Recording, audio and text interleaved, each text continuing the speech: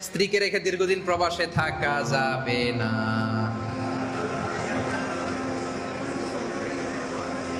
যাবে?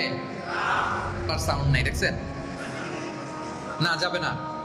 5 মাস, ম্যাক্সিমাম 6 মাস। অনেক টাকা আছে, 5 বছরও দেশে যায় না। আছে না নাই? না, এগুলো করবেন না।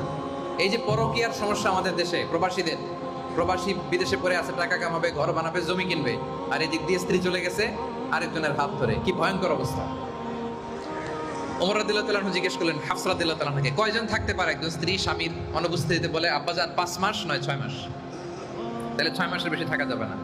যদি এমন হয় যে না, 1 বছরের আগে ছুটিই দেয় না, তাহলে স্ত্রীকে বুঝাইতে হবে, দুইজনে মিলে আল্লাহর কাছে কাঁদতে হবে, দোয়া করতে হবে, আল্লাহ তুমি আমাদেরকে সবর ইখতিয়ার করার তৌফিক দান করো। কিন্তু বছর বছর দেশে যাইতে হবে।